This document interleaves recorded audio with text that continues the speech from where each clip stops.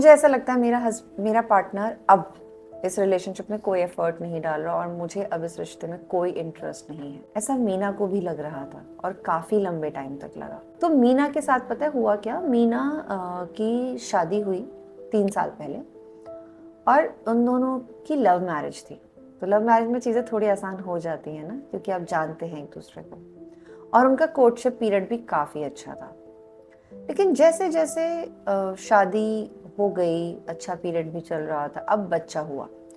तो बच्चा होने के बाद क्या हुआ ना, मीना को काफ़ी अपने हस्बैंड से डिसअपॉइंटमेंट्स होने लगे कि ये ना बच्चे के मामले में कुछ करता ही नहीं है।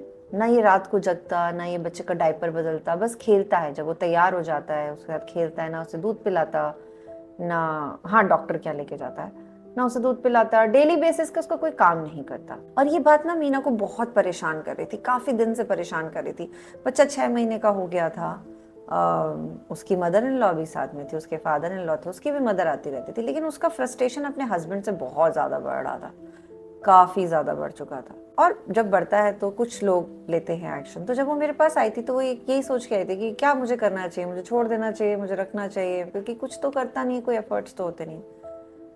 तो क्योंकि हम थेरेपी में एकदम से चीज़ें ख़त्म और जोड़ने की बातें नहीं करते, हम ऐसा नहीं कहते, हम कहते हैं कि देखते हैं, करना तो है ना, 3 महीने बाद कर लेंगे, करके देख लेते हैं, कुछ एफर्ट्स अच्छे करके देख लेते हैं, नहीं वर्क किया तो हम तो डिवोर्स तो ऑलवेज रेडी। आप रात को भी वकील को फोन करोगे तो आपको कहेगा कल सुबह आ जाओ और ले लो। लेकिन मीना की स्टोरी बीच में होल्ड करके मैं ये बताना चाहूंगी कि एफर्ट्स का बेसिकली कैलकुलेशन है क्या। देखो, हो सकता है कि जो एफर्ट्स आपके लिए इम्पोर्टेंट हो वो आपके पार्टनर के लिए इम्पोर्टेंट नहीं है। और ऐसा क्यों? क्योंकि आपका पार्टनर का माहौल, उसका लाइफ एक्सपीरियंस, उसकी चीज़ें, उसकी जो आसपास की कंडीशन है वो आपकी कंडीशन से बहुत डिफरेंट थी। तो आप दो अलग अलग लोग, अलग अलग कंडीशन में, अलग अलग पेरेंटिंग में, अलग अलग चाइल्डहुड को पूरा करके यहाँ पे आए एक रिश्ते में। और आप दोनों के लिए कुछ चीज़ें बहुत इंपॉर्टेंट होंगी और कुछ चीज़ें आप सीखोगे और कुछ चीज़ें आपके लिए बिल्कुल भी कभी भी इंपॉर्टेंट नहीं होंगी। जैसे मेरे लिए कभी भी इंपॉर्टेंट नहीं होता कि मैं बहुत नेगेटिव न्यूज़ देखूं, और मेरे घर वालों में ऐसा हमेशा होता है कि दे यूज टू वॉच कि देखो, बार बार देखो, बार बार देखो। वो मेरे लिए कभी भी इंपॉर्टेंट नहीं होगा। बट ये तो घर फैमिली की बात है, लेकिन जब पार्टनर्स के बीच में ही होता है तो बहुत कॉम्प्लिकेशंस बढ़ जाते हैं। हो सकता है, और ये है भी, कि लड़कियां थोड़ा इमोशनली चीज़ों को ज़्यादा ऑब्जर्व करती हैं और मेल्स थोड़ा प्रैक्टिकल चीज़ों को ज़्यादा ऑब्जर्व करते हैं।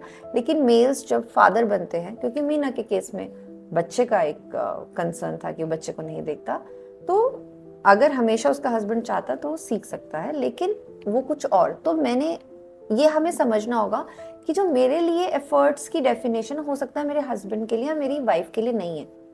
अगर आपका डिसअपॉइंटमेंट वाइफ से है तो वाइफ के लिए नहीं है। आपका डिसअपॉइंटमेंट होता है वाइफ से जब आप शाम में आते हो और वो आपसे सिर्फ आप घर की गॉसिपिंग या मदर इन लॉ या फादर इन लॉ की बातें करती है, तब आप भी कहते हो मतलब क्या है, तुम हमेशा यही करती हो, तुम एफर्ट ही नहीं लगाती इस रिलेशनशिप में, तुम आगे कुछ बढ़ना ही नहीं चाहती हो रिलेशनशिप में, ऐसा फील आता है। बट दोनों की चीज़ों को डील करने का तरीका लेकर और दोनों के एफर्ट्स अलग है।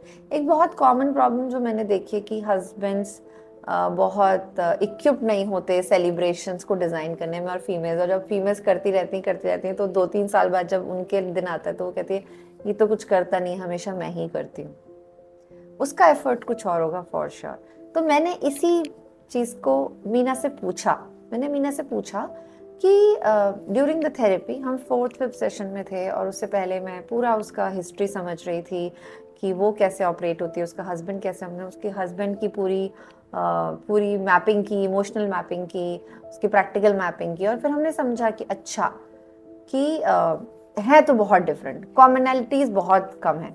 और जब हमें डिफरेंस पता चला तो हमने फिर मीना से पूछा क्या मीना वो हमें कुछ भी अच्छा नहीं करता?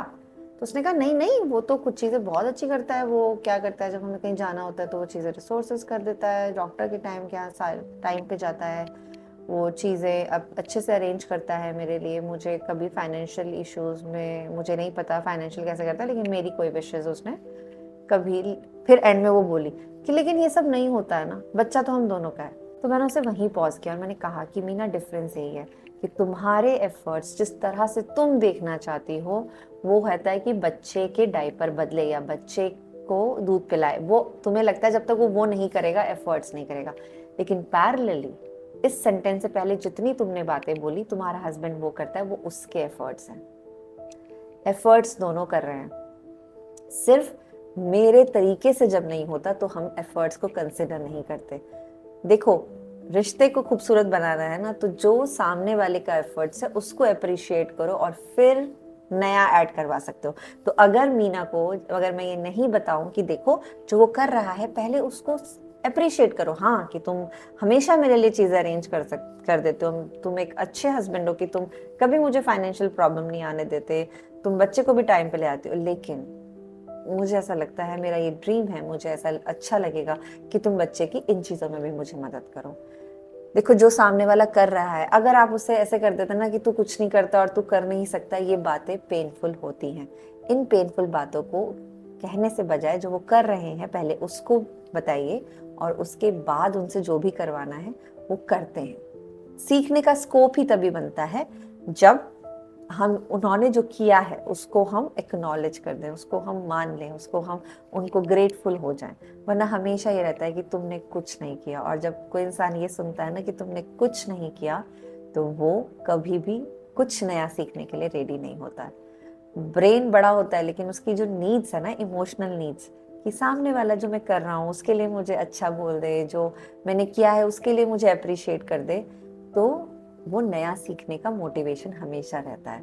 तो देखो, एफर्ट्स वो नहीं है जो आप देखना चाहते हो, एफर्ट्स वो हैं जो सामने वाला कर रहा है।